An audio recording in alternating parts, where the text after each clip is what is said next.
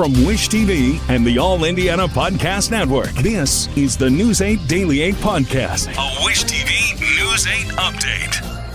Hi, this is Hannah Mordo, and this is your News 8 Daily for Monday, October 20th. Sunshine returns today. We're going to get out of that dreary stuff, although it is a very cool start this morning. Some places even in the upper 30s. We are going to get to the upper 60s by the end of the day, maybe even 70 degrees, and expect lots of sunshine. Breaking news, Amazon Web Services says it's seen improvements after an outage caused major internet disruptions around the world. Amazon provides remote computing services to governments, universities, and businesses. People had reported problems using popular websites like Zoom, Netflix, and Venmo. Amazon says engineers have found the initial issue, and users, all of you, should retry if failed requests happen. Jones. Taylor sets up as a receiver. Now they do a jet sweep to Taylor. Taylor, zigzag move. Taylor works in for the touchdown. Jonathan Taylor's sterling season is soaring. Taylor ran for 3 touchdowns to give him a league-leading 11 on the season as the Colts win yet again. Colts are now 6-1 after Sunday's 38-24 win over the Chargers in Los Angeles. News 8 sports director Anthony Calhoun was in LA for the game and talked to the coaches and players after the victory. Well, what can you say about this Indianapolis Colts team? Right from the start of their game against the LA Chargers on Sunday here at SoFi Stadium, this team came ready to play, dominating the Chargers 38-24. And with the win, the Colts improved to 6-1 on the season for the first time since 2009. They're riding a 3-game winning streak. They have the best record in the AFC. And for head coach Shane Steichen, who spent 9 seasons with the Chargers, the win on Sunday was just a little bit more special to the head coach. This one was, for me, was a little emotional, a little bit, just because I had so much, respect for the Chargers organization. And our guys do a great job of preparing and executing, for different looks. A ton of respect for the Chargers defense and what they do. They've been really good. I think our guys are just executing it at a high level. There were some times early in the game in the first half when I felt like, I wasn't as sharp or we weren't as sharp, but, we did a good job kind of catching ourselves, getting back into it. Being able to do that as an offense and as a group is important. It's electrifying. Like you mentioned, we have playmakers all over the place. It doesn't matter who's scoring. We can't wait for each other to score. So we just understand that each and every single week, defenses are going to throw everything they have at us. So we have to come in prepared. It was a great team win. Offense, defense, special teams did their thing. Defense stepped up when they needed to and make plays and got stops. Offense kept drive going. We went for like 3-4 downs. I was like, man, this man Shane, I was like, he's diabolical for all of this. So I was just like, it's a great team win, and, just got to keep it going. It's super fun. Like you said, we've been having success, especially early in the games. And that's just a credit, I think, the way we're practicing, preparing, coaches drawing up plays, stuff like that. So, yeah, you just got to keep it rolling. The season's it's a long season. You just got to keep going. The Colts were just here 3 weeks ago here at SoFi Stadium, and they suffered their only loss of the season to the LA Rams, and that plane ride back to Indy wasn't fun at all. But one thing we know for sure, after the way they performed on Sunday here in LA, that ride back to Indy, it's going to be a lot of fun because they're going to do a lot of celebrating because that was a total team effort win against the LA Chargers. Next up for the Colts, they get set to play host to the Tennessee Titans next week back there in Indy, and we'll see if they can find a way to pick up their 4th win in a row. On the road with the Colts here in Southern California, Anthony Calhoun, Wish TV. And WishTV.com. Dealers at Horseshoe Casino in Shelbyville are striking, demanding union recognition. News 8's Hernan Gutierrez reports on the numbers and how the ongoing government shutdown is complicating the situation. More than 200 dealers at Horseshoe Casino here in Shelbyville are now on strike. They are organizing with the Teamsters Union, and they were going to have a union election on October 17th, but because of the ongoing government shutdown, the National Labor Relations Board couldn't oversee it. The union tells me that they offered the company to have a third party oversee an election, but the company refused. They're just using the government shutdown as an excuse to not recognize our voices. I really don't understand it. Despite the rain, dozens of Horseshoe Casino workers hit the picket lines on Sunday, the 3rd day of their strike.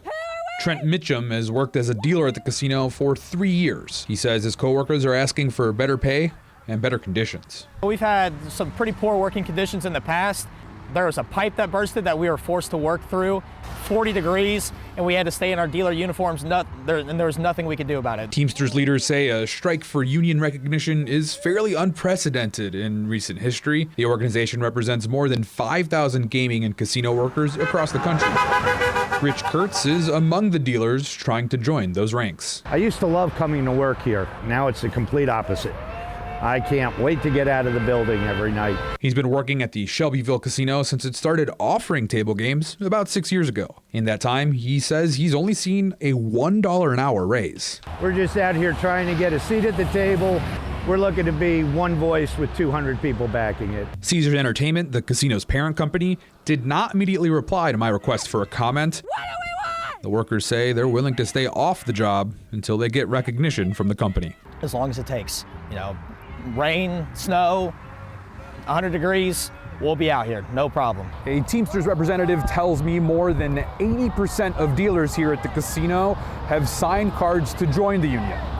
Reporting in Shelbyville, I'm Hernan Gutierrez for Wish TV and WishTV.com.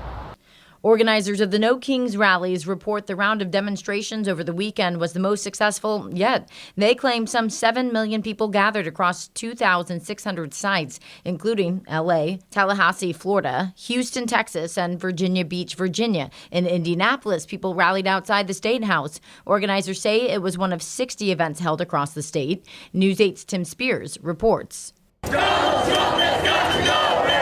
country is not in a good spot. It's heading down a dark path. Demonstrators spill into the streets as people gather and march outside the Indiana State House for Saturday's No Kings protest. The assembly rallying against what they see as increasingly authoritarian policies of President Donald Trump. What democracy looks like! Demonstrator Jerry Root directly comparing the Trump administration to Nazi Germany. ICE is Gestapo, is literally Gestapo. One masked protester going even farther with the rhetoric, holding a sign reading, "Fascists better dead." Indiana State Police had to separate a Trump supporter from the crowd, pictured here by our partners at Indiana Capitol Chronicle, but there were no major issues reported by IMPD or state police. We're exercising our First Amendment right because we can.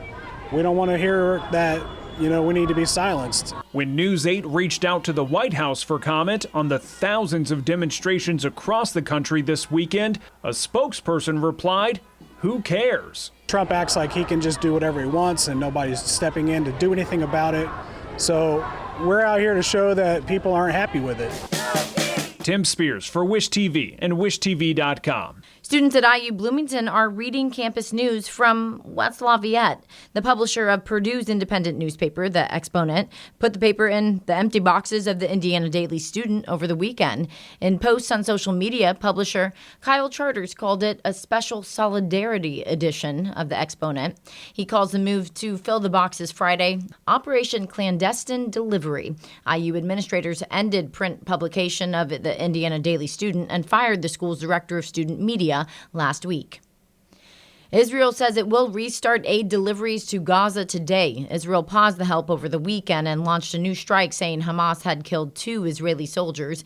Hamas says Israel has violated the ceasefire in a number of ways, too. Amy Kiley reports the U.S. could send a delegation back to the region this week.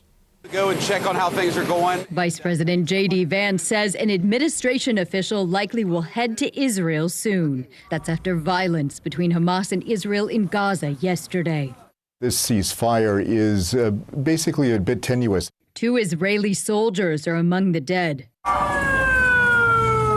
Gaza hospitals say more than 40 people died in subsequent airstrikes. There are going to be fits and starts. Hamas is going to fire on Israel. Israel's going to have to respond. Vance says the region needs peacekeepers, and several nations are willing to help. The only problem is those countries don't want to go in when the Israelis are still fighting in the area. Sources familiar with the plans for a U.S. delegation say 2 officials who helped broker the ceasefire deal might be involved. Their special envoy to the Middle East, Steve Witkoff, and Trump's son-in-law, Jared Kushner. Hamas right now is doing exactly what you would expect a terrorist organization to do, which is to try to reconstitute and take back their positions. The success or failure of this will be if Israel and this international mechanism is able to create a viable alternative. A senior Israeli official says Gaza humanitarian aid shipments are continuing today after a pause yesterday. If Israel doesn't want to continue to punish the actual Palestinian civilians that they say are being, held hostage by Hamas too, then you would not really make aid as a weapon. I'm Amy Kiley for Wish TV and WishTV.com. President Trump is reversing what he had suggested last month and now says Ukraine may have to cede territory to Russia in order to end the war that started with Russia's invasion in 2022. Trump now says Ukraine's Donbas region should be cut up, leaving most of it in Russian hands. In last month's UN General Assembly meeting, Trump had expressed more openness to helping Ukraine win the war. But in a meeting with the Ukrainian President Volodymyr Zelensky last Friday, Trump did not commit to giving the country long-range Tomahawk missiles Zelensky had requested. Trump is set to meet with Russian President Vladimir Putin in the coming weeks. Authorities say thieves only took a few minutes to swipe priceless jewels from one of the world's most famous museums. It happened yesterday morning at the Louvre in France, about a half hour after it opened. Investigators say the thieves drove a truck with a ladder mounted on the side of the building, climbed up, forced a window open, smashed 2 display cases, grabbed the loot, and got away on motorcycles. Reports put the total time between 4 and 7 minutes. Officials say the thieves swiped 8 pieces from the crown jewels of France, but appeared to have dropped one of them during the getaway. Authorities found a crown with more than 1,300 diamonds outside the museum. Let's go to Jane King now with your business headlines. She starts with a bad trend in car loans. So car loans, in fact, have become the riskiest consumer credit product in the last 15 years as delinquencies rose more than 50%, driven by soaring car prices and rising interest rates. And no income group is immune. Prime and near prime borrowers are missing car payments at a faster rate than subprime borrowers right now. Now, the average car loan balance in Indiana is $5,290. On average, drivers hold a balance of $5,680 across the country. Well, the Trump administration has agreed to forgive student debt under income-driven repayment programs that it had partially blocked. The outcome is a result of an agreement between the American Federation of Teachers and the Department of Education. In the agreement, the Trump administration said it will again process student loan forgiveness for eligible borrowers. And gas prices have fallen to nearly $3 a gallon, the lowest since January. Gas Buddy says the national average is down almost 14 cents from a month ago and is about 14 cents lower than a year ago. Several factors are behind the drop, including crude oil prices have dropped, lower gas demand, cheaper winter blends, and the tropics have been relatively quiet. So the storms have not had an impact on gas either. And earnings this week include Netflix and Tesla. Tesla shareholders will consider Elon Musk's proposed pay package of $1 trillion if he meets certain ambitious goals. So that meeting to talk about that pay package is actually in November, but it will probably be discussed at their earnings report this week. And the government will publish an inflation report on Friday, so it will bring back workers just to tally that information. Okay, stocks rallied on Friday. Bank stocks rebounded as fears of a credit crisis eased, and we are looking positive this morning. So very little impact of this global internet outage this morning. It's pretty short-lived. Things are back online, so the markets are not responding. Live from the New York Stock Exchange, I'm Jane King. Back to you. Indiana native Chase Briscoe will have the chance to race for a championship in NASCAR's season finale. Briscoe, driving the number 19 car, took the lead on the final lap to win Talladega yesterday. Means Briscoe officially advances to the championship race in NASCAR playoffs. That race takes place in Phoenix at the Raceway on Sunday, November 2nd. IU football is one spot away from number 1 in the nation. The Hoosiers are now second in both the AP and coaches polls after thumping Michigan State 38-13. It's the highest any IU football team has ever been ranked, topping last week's jump to number 3. Hoosiers host UCLA on Saturday. Notre Dame also moved up in the rankings, number 12 in the AP poll, 13 in the coaches poll, after a 34-24 win over rival USC. Notre Dame has a bye this week, then travels to Boston College Saturday, November 1st. This has been your News 8 Daily from Wish TV. I'm Hannah Mordeau. Watch us on Wish TV and WishTV.com. This is the News 8 Daily 8 podcast, a Wish TV News 8 update on demand. For even more, on demand and on the go. Connect with Wish TV on Facebook at WishTV.com and on the free Wish TV mobile app. Thank you for listening. And be sure to like, subscribe, and follow this podcast for updates every weekday morning on the All Indiana Podcast Network and wherever you get your podcast.